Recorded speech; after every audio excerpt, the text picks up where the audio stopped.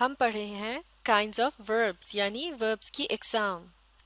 ورب کہتے ہیں ایکشن ورڈ کو، یعنی ایسا لفظ جس سے کسی عمل کے متعلق پتہ چلے۔ تو اس ویڈیو میں ہم وربس کی جس قسم کے متعلق پڑھ رہے ہیں اس کا نام ہے انٹرانزٹیو وربس۔ انٹرانزٹیو وربس ایسے وربس ہوتے ہیں کہ جنہیں جب جملوں میں استعمال کیا جاتا ہے تو ان کے ساتھ آبجیکٹ کا استعمال کرنا ضروری نہیں ہوتا۔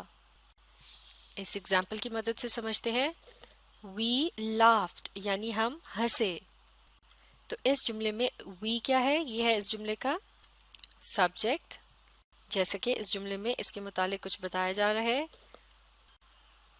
اور لفظ laughed یعنی ہنسے یہ کیا ہے؟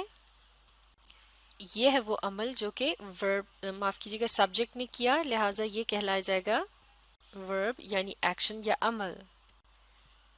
جب ہم یہ بات کہتے ہیں وی لافڈ یعنی ہم ہنسے، تو کیا یہ ایک مکمل بات ہے یا یہ ایک مکمل جملہ ہے؟ جی ہاں، یہ ایک مکمل جملہ ہے۔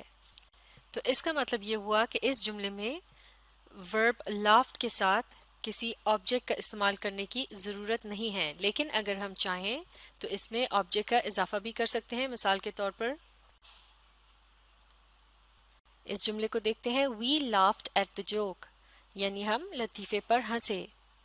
تو اب اس جملے میں ہم نے لفظ جوک کی مدد سے اضافہ کر دیا ایک آبجیکٹ کا، لیکن اگر اس جملے کو آبجیکٹ کے بغیر بھی پڑھا جائے تب بھی یہ ایک مکمل جملہ ہے۔ اس کا مطلب یہ ہوا کہ اس جملے میں جس ورب کو استعمال کیا گیا ہے اس کے ساتھ آبجیکٹ کا استعمال ضروری نہیں ہے۔ تو اس قسم کے ورب کو کیا کہا جاتا ہے؟ اسے کہیں گے انٹرانزٹیو ورب۔ اب دیکھتے ہیں ایک اور ایگزامپل۔ The lion roared یعنی شیر دھاڑا۔ تو اس جملے میں عمل کون کر رہا ہے؟ لائن، لہٰذا یہ کیا ہے؟ یہ ہے اس جملے کا سبجیکٹ، اور اس نے کیا عمل کیا؟ وہ دھاڑا۔ تو لفظ roared جو ہے یہ کہلایا جائے گا ورب۔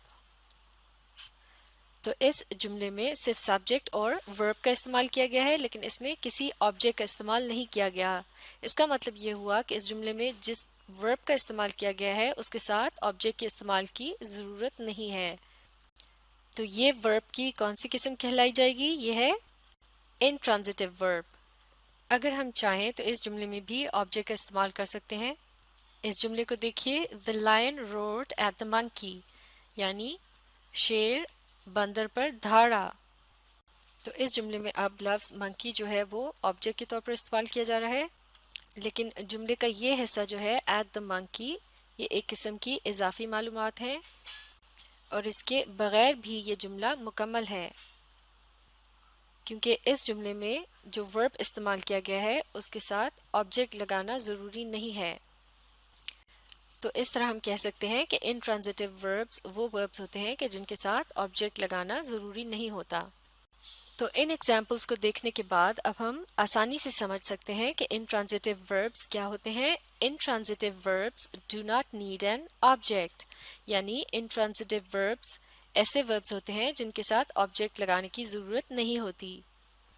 تو یہ تھی انٹرانزٹیو وربس کی پہچان، جو کہ وربس کی ایک قسم ہے۔ اسے اچھی طرح سے سیکھنے کے لیے آپ اس ویڈیو کو ریپلے کیجیے اور اس کے ساتھ ساتھ پڑھنے اور سمجھنے کی کوشش جاری رکھیے۔ اس کے علاوہ آپ اخبار اور کتابوں کی مدد سے انٹرانزٹیو وربس کو تلاش کرنے کی کوشش بھی کیجیے۔